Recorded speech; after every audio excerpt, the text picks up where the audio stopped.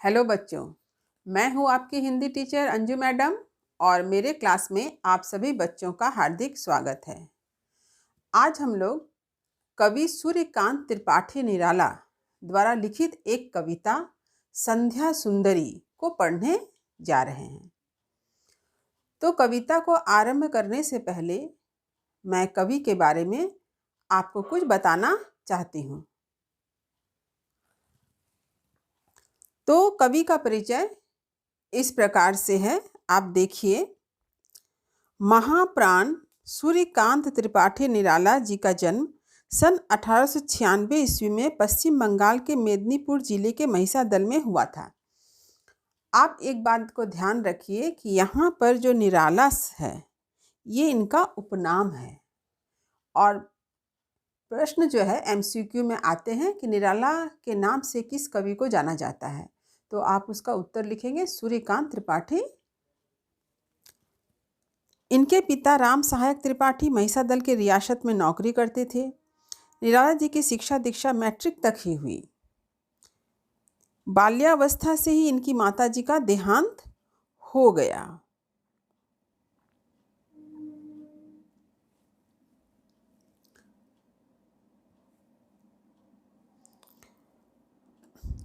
पंद्रह वर्ष की अल्प आयु में ही इनका विवाह मनोरमा देवी से हुआ।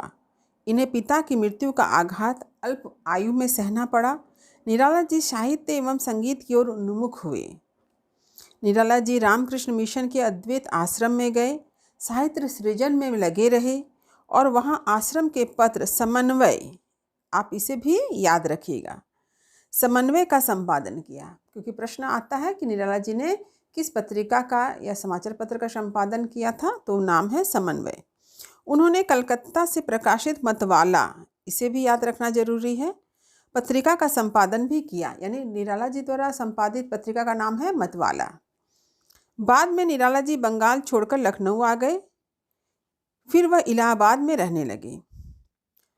पुत्री सरोज की भी मृत्यु ने इनके अंतर्मन को झकझोर कर रख दिया।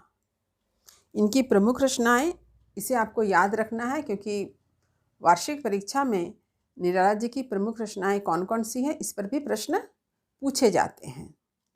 तो उनकी प्रमुख रचना है अनामिका, परिमल, गीतिका, अपरा, तुलसीदास, कुकुरमुत्ता, अनिमा, बेला, नए पत्ते, आराधना, अर्चना आदि प्रमुख काव्य संग्रह हैं। राम की शक्ति पूजा, सरोज स्मृति, बादल राग उनकी चर्चित लंबी कविताएं हैं। तो देखिए, सरोज स्मृति उनकी पुत्री की याद में लिखा गया है, जिसके बारे में अभी हम लोगों ने जाना कि उनकी पुत्री की मृत्यु जो है कम उम्र में ही हो गई थी। निराला जी ने प्रमुख गद्य साहित्य भी लिखा है। उन्होंने विवेकानंद जी और रविन्द्रनाथ टैगोर जी की कुछ कविताओं का अनुवाद भी किया है। निराला जी की काव्य यात्रा छायावाद युग से लेकर प्रगतिवादी युग तक अनवरत चलती रही।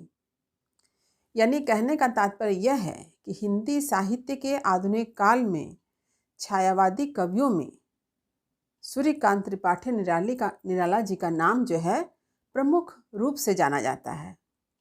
लेकिन सूर्यकांत त्रिपाठी निराला जी ने सिर्फ छायावादी कविताएं ही रचना नहीं की, बल्कि प्रगतिवादी रचनाएं भी की है।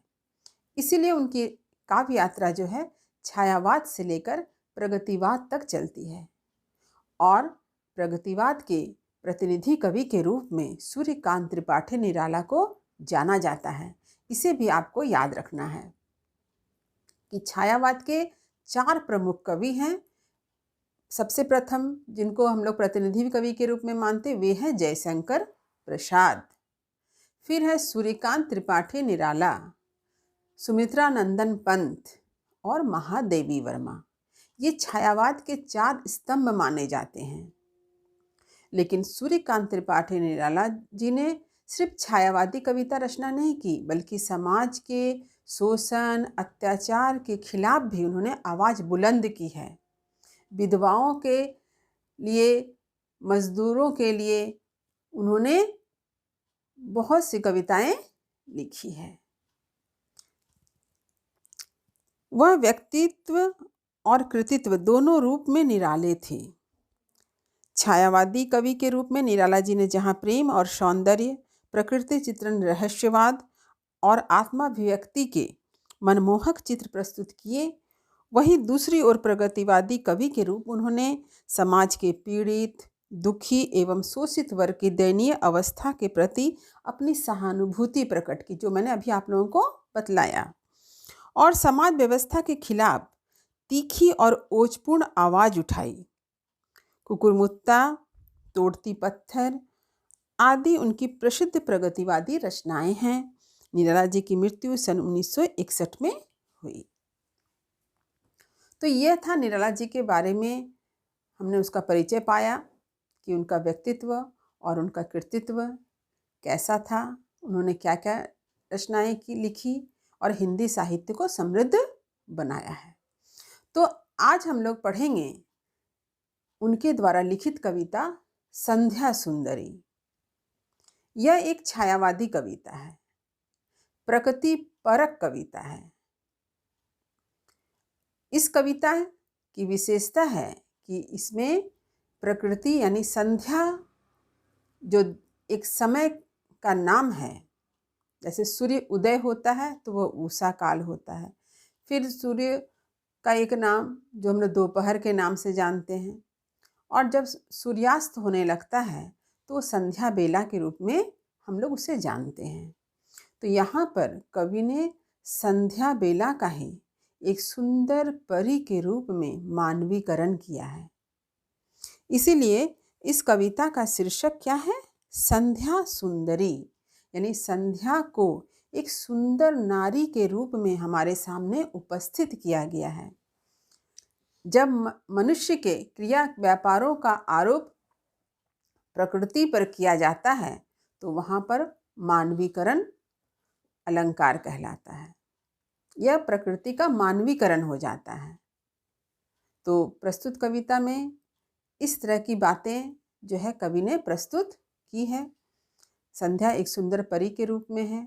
किस प्रकार संध्या जो है धीरे धीरे आसमान के रास्ते से उतरती हुई पूरी धरती पर फैल जाती है और पूरे संसार में धीरे धीरे अंधकार व्याप्त हो जाता है और हम नींद में सोते हैं।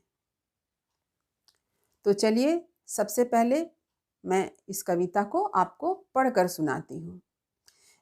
यह जो कविता है यह एक थोड़ी लंबी कविता है।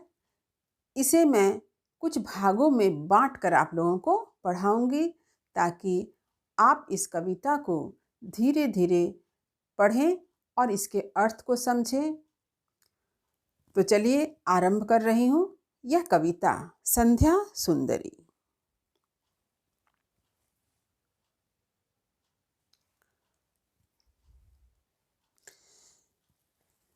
दिवसावसान का समय मेघमय आसमान से उतर रही है, वह संध्या सुंदरी परी सी धीरे धीरे धीरे।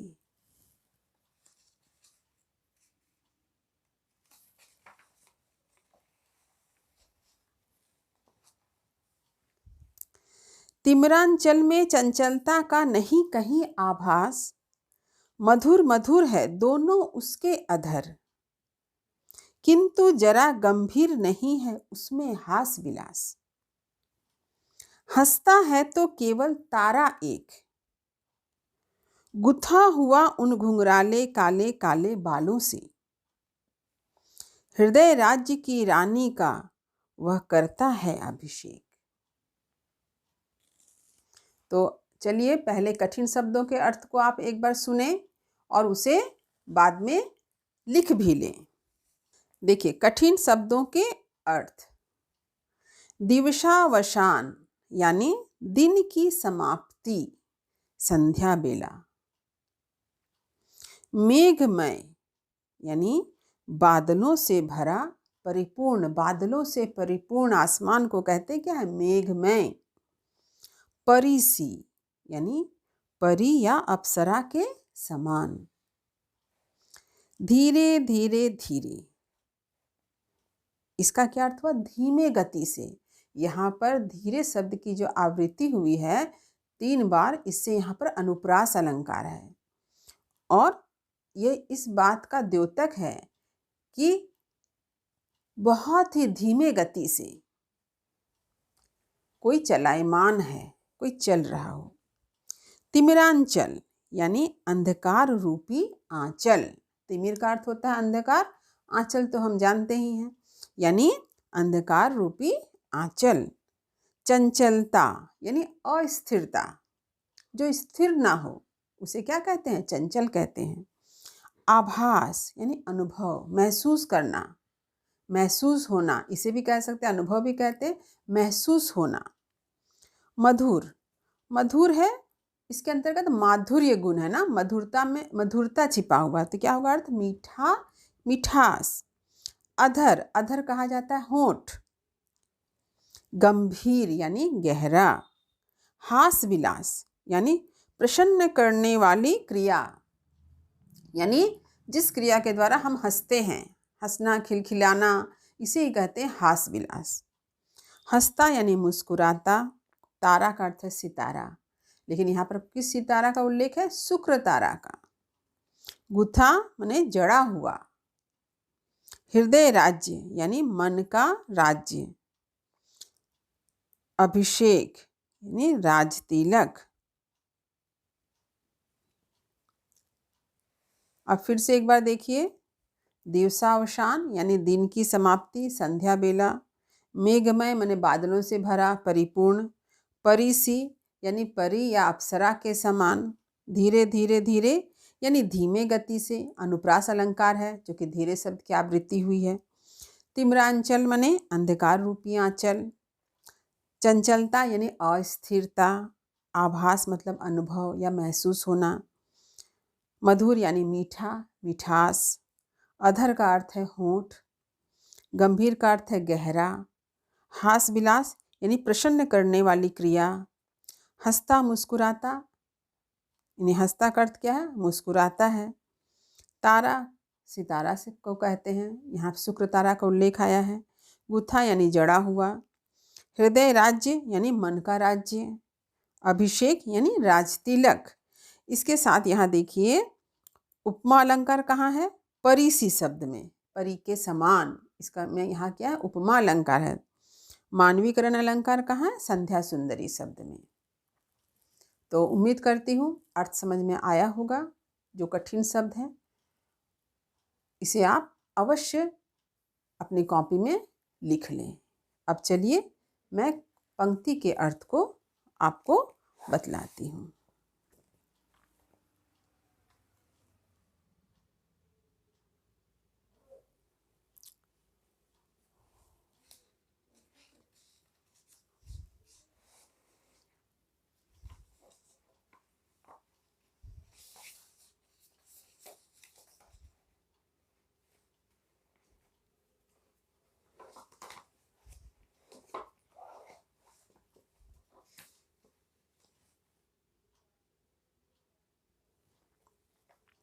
देखिए, दिवसावसान का समय मेघमय आसमान से उतर रही है, वह संध्या सुंदरी परी सी धीरे धीरे धीरे।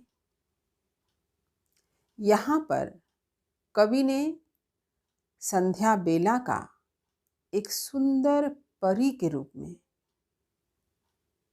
चित्र उपस्थित किया है, यानी उसका मानवीकरण किया है कि वह किस प्रकार आसमान के रास्ते से धरती पर उतर रही है।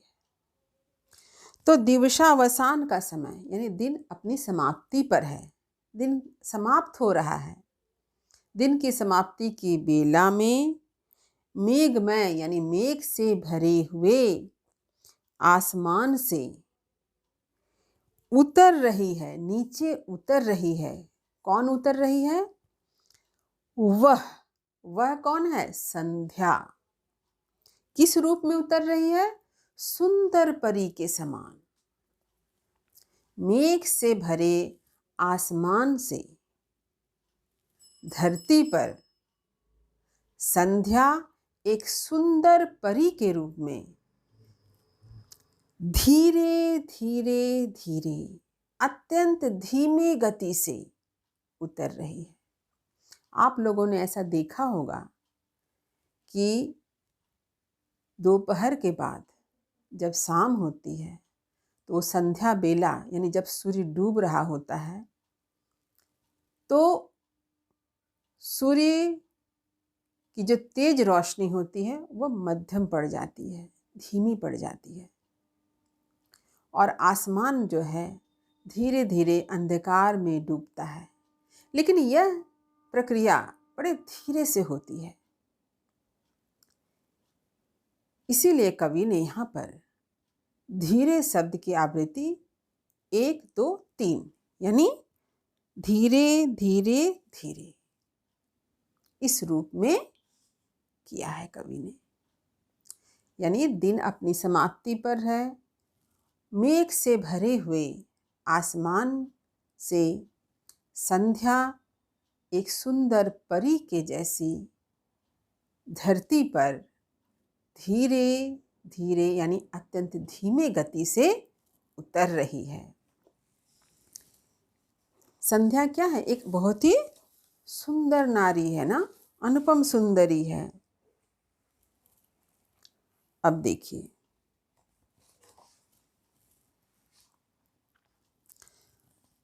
जिस समय संध्या बेला है या संध्या हो रही है उस समय का वातावरण कैसा है? तिमिरांचल में चंचलता का नहीं कहीं आभास, यानी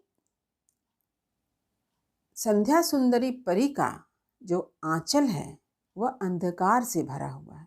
यानी कौन है आंचल? आसमान है। यानी आसमान में अंधेरा धीरे धीरे व्याप्त हो रहा है और चंचलता का नहीं कहीं आभास, कहीं कुछ भी चंचल नहीं है। यानी सब कुछ क्या हो गया है? स्थिर हो गया है। नहीं जो है चंचलता का उल्टे अर्थ में आएगा, यानी स्थिरता। यानी सब कुछ क्या हो गया है? स्थिर हो चुका है। कहीं भी कोई चंचलता और स्थिरता महसूस नहीं हो रही है। मधुर मधुर है दोनों उसके अधर। कवि कहते हैं कि संध्या सुंदरी परी के दोनों अधर जो हैं, होंठ जो हैं, बहुत ही मधुर प्रतीत हो रहे हैं।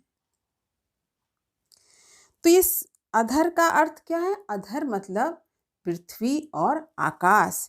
इसे आप अवश्य लिखें। ये दोनों क्या है? एक है पृथ्वी और आकाश।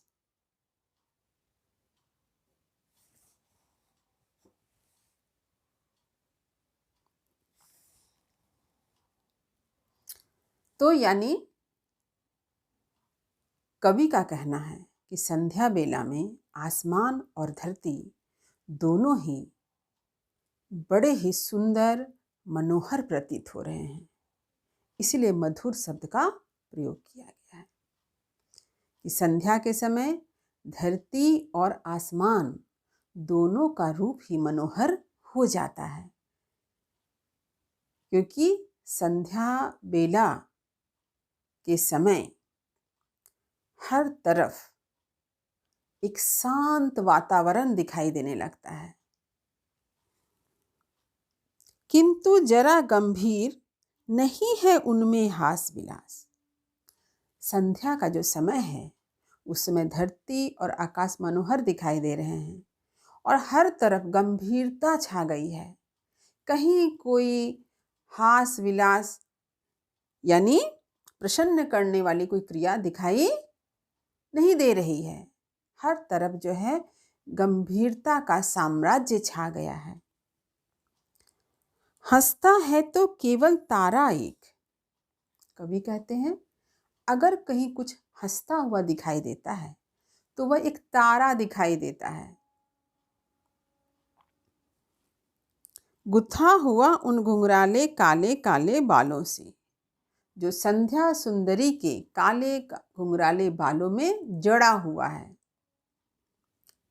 तो संध्या सुंदरी के काले केश राशि ये क्या है? काले आसमान है। आसमान का रंग जो काला हो गया है वह उसकी केश राशि है जिसमें एक तारा जड़ा हुआ है। आप लोगों ने ध्यान दिया होगा या कभी देखा होगा कि जैसे शाम होती है तो आसमान में सबसे पहले एक तारा दिखाई देने लगता है, जिसे हम लोग शुक्र तारा के नाम से जानते हैं। उसे मॉर्निंग स्टार और इवनिंग स्टार भी कहा जाता है। तो बड़ा ही चमकीला तारा होता है। आप प्रातःकाल सुबह उठकर देखिए, आपको वो तारा दिखाई देगा। और शाम के समय यानी संध्या के समय भी वो तारा दिखाई देता है। तो वह तारा जो है संध्या सुंदरी के काले घुंघराले बालों में जड़ा हुआ है, ऐसा प्रतीत होता है। हृदय राज्य की रानी का वह करता है अभिषेक।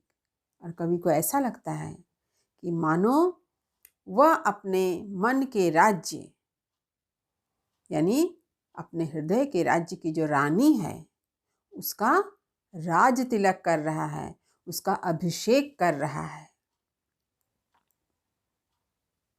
तो यहाँ पर क्या अर्थ है? ये दिन समाप्ति पर है और मेघ से भरे आसमान से संध्या एक परी के समान सुंदर परी के रूप में धरती पर धीरे धीरे उतर रही है। चारों तरफ का वातावरण जो है शांत हो गया है। धरती आसमान कहीं कोई कोलाहल सुनाई नहीं दे रहा है, सब कुछ स्थिर हो गया है। आसमान में शुक्र तारा दिखाई दे रहे हैं और वह शुक्र तारा ऐसा प्रतीत होता है कि संध्या सुंदरी परी के काले घुंघराले बालों में गुथा हुआ है और वह अपने हृदय राज्य की रानी यानी संध्या सुंदरी का अभिषेक यानी राज तिलक कर रहा है। तो उम्मीद करती हूँ कि आज मैंने जो भी पंक्ति आप लोगों के सामने प्रस्तुत किया है, उसकी व्याख्या प्रस्तुत की है, वह आपको अच्छी तरह से समझ में आ गया होगा। क्लास 12